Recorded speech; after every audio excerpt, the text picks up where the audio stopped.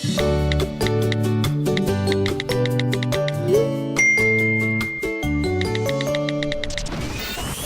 everybody, welcome back to Left Unread, presented by Go Loud with me, Julie Haynes. And me, Brenda Dennehy. How are you, Jule? Good love, good. How are you? Good. We're going to kick it off this morning with a dilemma.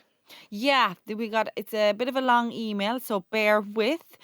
Well, hello, Julie and Brenda. I can't remember which episode of the pod made me think this, but basically it's about my ex-best friend. Years ago, I started seeing one of my best friends. Let's call him Paul. Mad move, I know, but we got on so well. He was moving to Australia after a few months and it just worked, and we decided to try long distance for a year. We just got on so well, we knew each other inside out. But my best friend at the time did not get along with him. He never said a bad word against her, but she never liked me meeting up with him. Anyways, after a few months in December, I couldn't get in contact with him. 3 days, no text or call, which was unusual, as we used to speak twice or 3 times a day as well as text most of the days. I was thinking, is he going to surprise me coming home for Christmas? Then he rang me. I said, do you have any idea what you put me through the last 48 hours? His exact reply was, what you're going to go through in the next 5 minutes will be a lot worse. I just knew he had been with someone else. He said, I'm sorry, it meant nothing. I was gutted and obviously told my best friend, but she couldn't hold her piss, I love that saying, and told her fella, and then word started to spread. I knew it must have come from her. Paul and I kept in contact and I knew he was hurt too. He told me anything I asked and even stayed home from a night out over there to avoid the girl he had been with. I knew my best friend would have badmouthed him more than ever, so I never told her. But about a week later, she brought it up, telling me that he was parading his new girlfriend around over the weekend. A girl we knew in Australia had told her apparently, except the same girl was seeing Paul's brother, and I knew she wouldn't spread something like that about him. I knew it was just this so-called friend trying to hurt me and steer me away from Paul. She didn't know I had been talking to him all this time and we had put it behind us and moved on. It felt like the more she tried to hurt me, the happier she was. Anyways, after about a year, Paul came home and we had a fantastic reunion.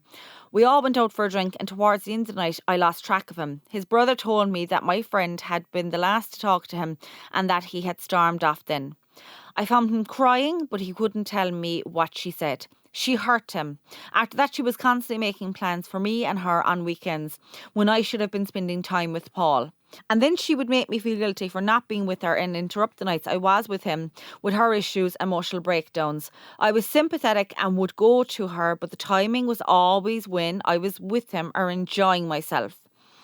On the night of my sister's wedding, Paul and myself had gone up to our room and she knew what we were at and was jealous. She called me in the middle of the night after that with another breakdown. This time I'd had enough and told her to get lost. I really don't think she will ever be happy unless she is making someone else miserable. From then on, our friendship fizzled out and I'm much happier. Paul and I now have 3 babies together, 16 years this year, and are building a house. And on the cheating part, it was a kiss, a feckin' kiss that had happened. I presumed it was a ride, but he didn't correct me. I found out years later after I had forgiven him anyways. I always knew deep down he was a softie. I just wanted to tell your followers, some friends are toxic and think about who is in your life. Lots of love, M. Wow. I think we've all had kind of a toxic friend in our life. Have you? Oh, yeah, again, kind of all women are, some of them can be bitches like. They can, but there's a certain odd ones who they love. Like, we all want to know if someone's doing the dirt on us, but a lot of the time there's some who get absolute high if something bad happens, yeah. Yeah, because they're so miserable behind their own closed door. Yeah. It just boils down to that, doesn't it? Yeah. And these 2 girls are not talking now. They're not friends anymore. They're not friends Cut anymore. the cord.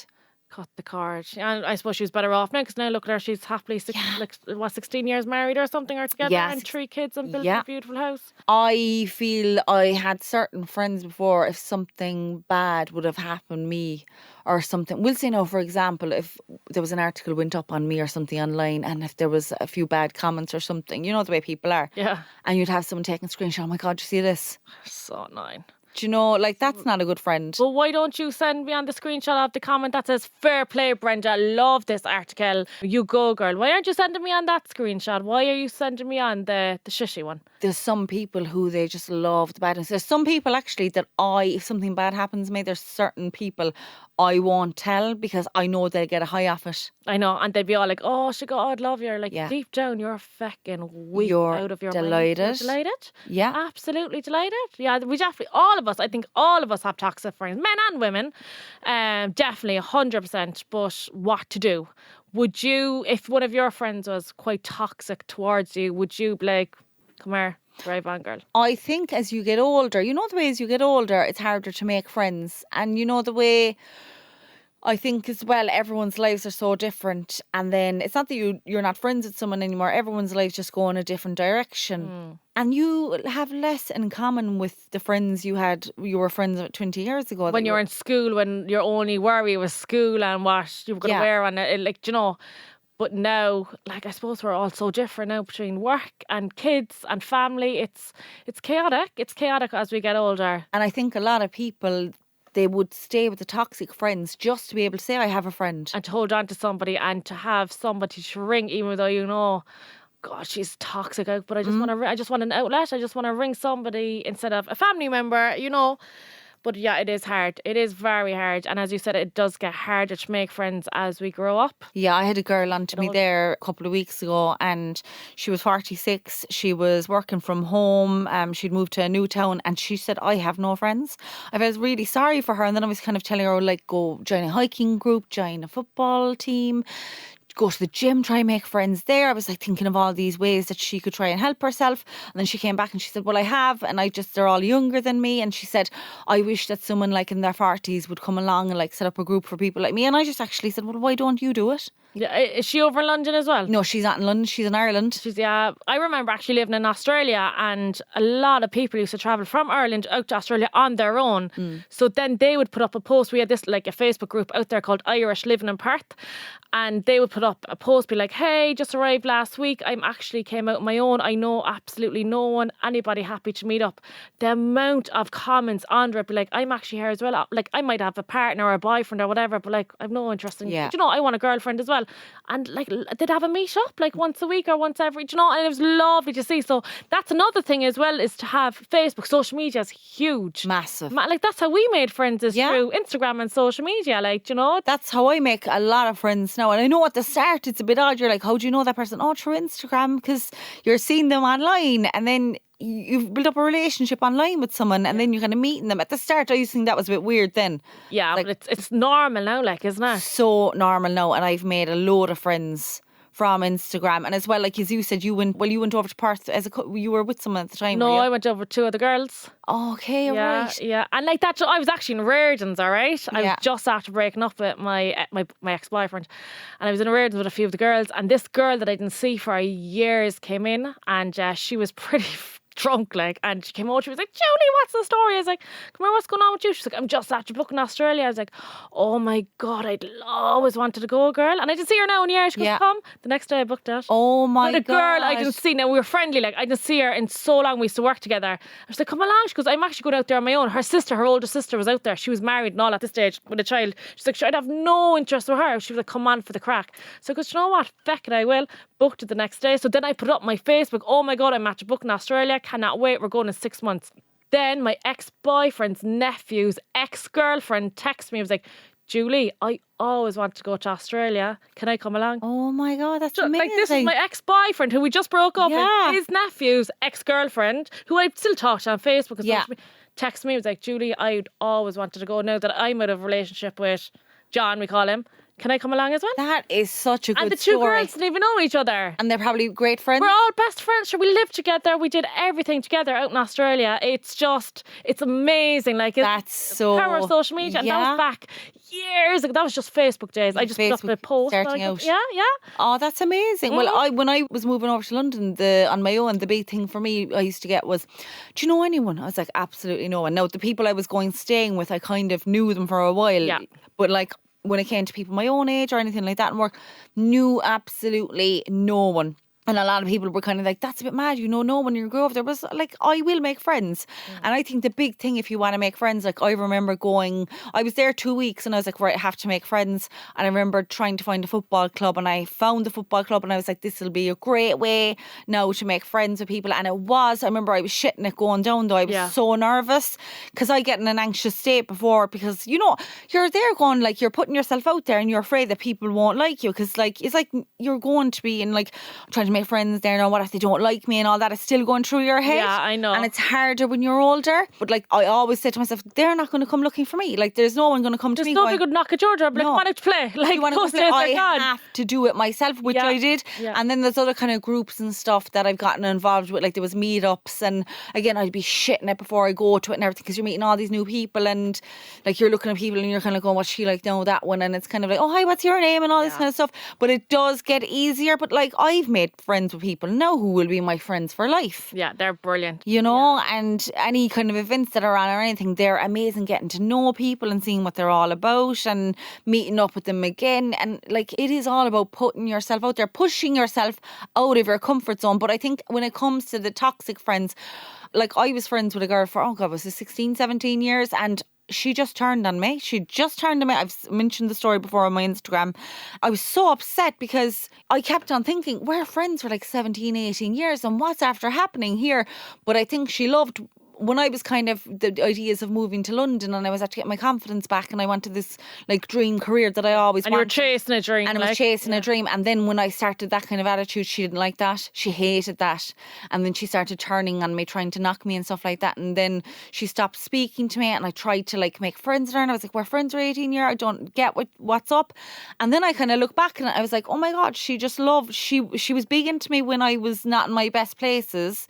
But then when I started to grow and start to try and achieve things, she didn't like it. That's what she didn't like then, yeah. And now I actually look back and I'm kind of like, I don't think we'd actually anything in common either. But I was grieving the friendship for all those years. Of course, it's worse than a breakup. Worse than a breakup. But then I kind of look like, and I'm kind of like, I think of all the people who've come into my life since. Yeah. You know what I mean? And again, the likes of you, Christine, Tara, Miriam, all of those girls as well. And talking about Tara, actually, do you know how we became friends? How? So our girl, again, another great way of making friends is, through children, the school gate, the school or activities, whatever. So our little girls were doing the same. It's like a dance class thing. So my Erin Rose wouldn't go in. So she dragged me and Erin Rose. I was like, Mom, please come in. So I'm in there anyways. I fucking dancing to Elsa. There was big windows. I know, Elsa, right? I'm in there with all the little 4-year-olds out dancing away to Elsa, and there was big windows, so all the other parents would normally sit in the car and did see everyone dance, all the little kids dancing. I'm big galoot then in the middle of it all doing my Elsa dance. So Tara was outside, and she was looking in anyways at me doing my dance, and she's like, the poor fucker. So she got pitying me. She's sitting in her car looking at me.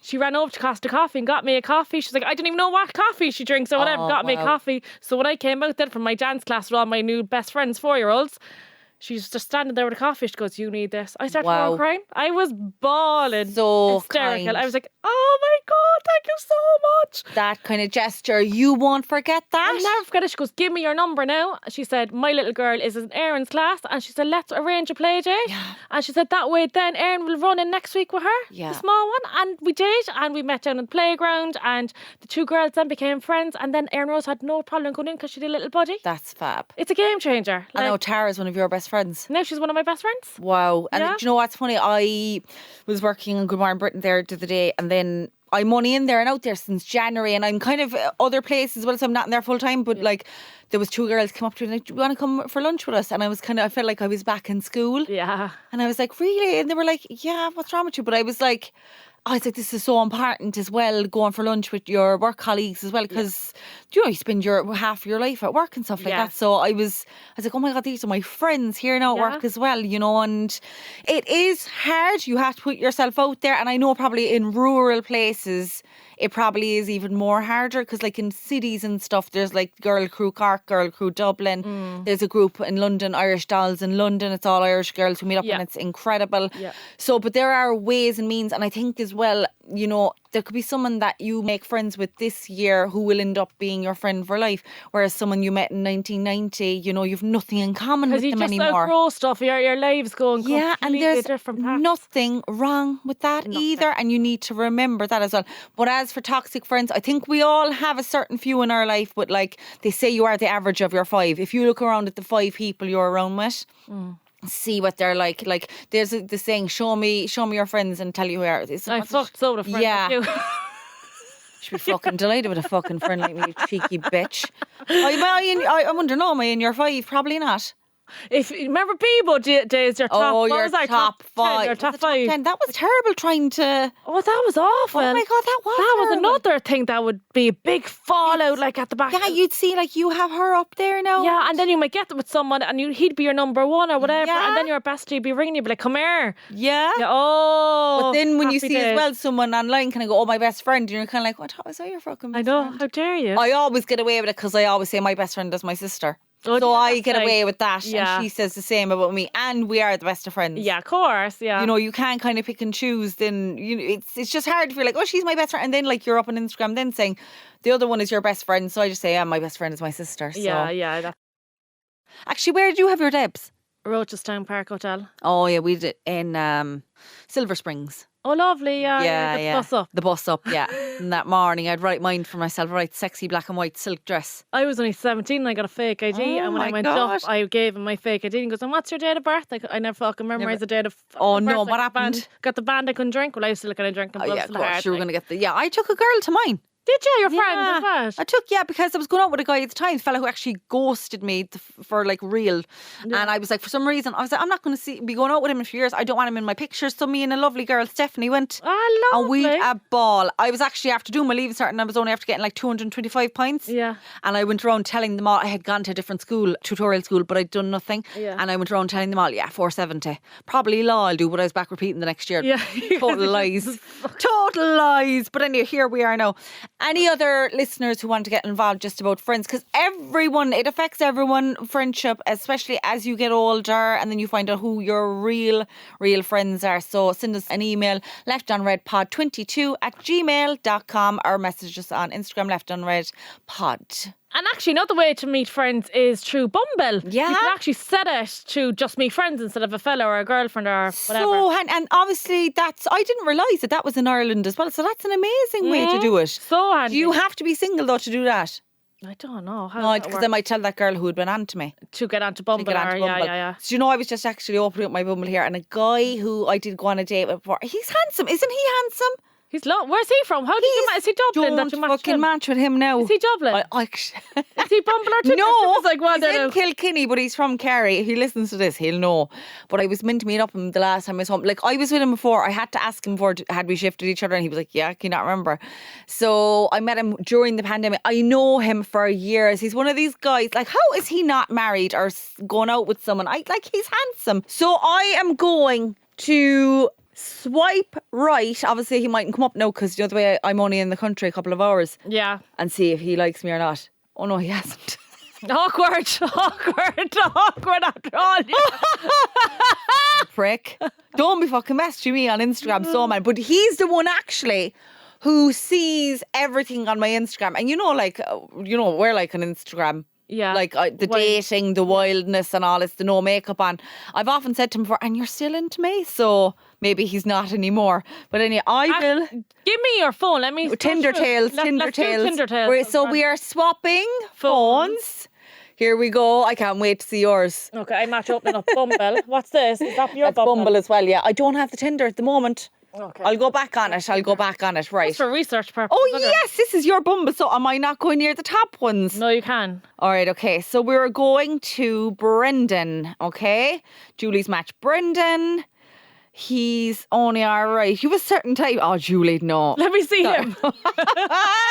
No. Oh, No, all right. Julie. Anyway, okay, so Julie says, hey, this is actually on St. Patrick's Day. Hi, Julie. Happy St. Patrick's Day. Up to much. Julie says, just going to the local parade. I'm very hungover. What about you? He comes back and says, same, heading to the parade here. Thankfully, I'm not hungover. Tomorrow could be a different story. Laughing emoji. And Julie says, are you marching in it? See, if you were a man now and you were asking me that kind of shit, I'd love that. I'd be like, oh my God, he's brilliant. He says, I am not. Julie does laughing emojis and a dancing emoji. What you work as, W-A-T. Did I ask that? What do you work just as? what you work as. And then Brendan replies saying, you wearing the green. And then he says, I'm a sports performance analyst in you, and in Julie. I'll wear the green. All right, what the fuck is that? She says. Then he says, I watch sport to give feedback to players and coaches. And Julie, what do? Leave him on red. Oh, Brilliant. Stop. Who are you reading out for me? Oh my God. All right. I have Who this is guy. I'm this? going to call him Sean. Okay. Show me which one it is. I can't even Both remember of what I them. said to him. Go on, boy. Go on, Shawnee boy. Go on. Okay. So because it's Bumble, Brenda had to text him first and she says, I don't know what it is about you, but you look fairly familiar. Okay. Fuck's sake. Then he says, weird, as I don't recognise you. Where in Cork are you from? And you says, the Cork to Kerry border. Where are you from? I'm from Liverpool, but have family in Mallow. You says, oh fab, I'm only 30 minutes away from Mallow. Small world. And he left you on red. Did he leave me on red? Yeah. How dare he? Who does Right. he think he is? Cheek of him. Will I read out another one? Yeah, go on. Oh my God, all right, I have one. Okay, on. I have another one. Let's call him Tim. Right. So Brenda messages him first. You had me at the whole sense of humour bit. I hope you're a funny one and not dreary like the others. Tim replies, morning Brenda. Not just funny, but really funny. Thank you very, very much. What did I say back? And then no, he says more. You look amazing in your photos. Gorgeous smile, by the way.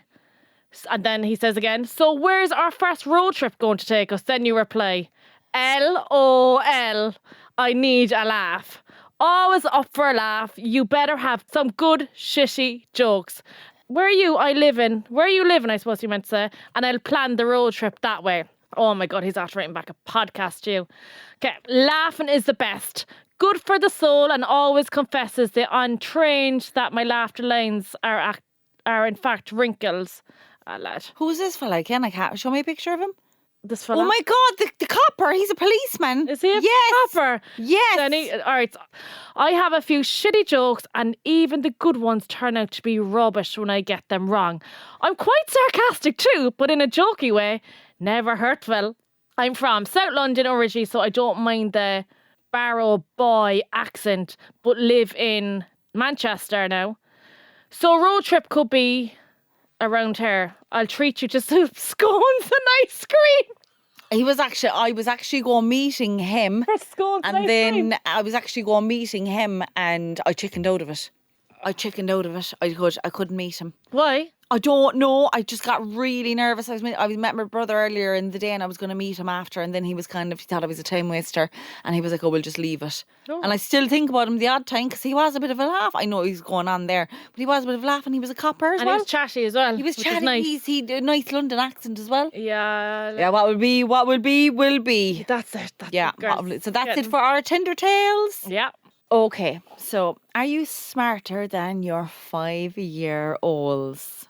Question number 1, and you should know this because Fionn is a big fan. Who is the football manager of Liverpool? He's what does it begin with? R, is it? Roderick? No. I'm not giving you no hints. Come on, you should know this now. You're buying him a load of stuff.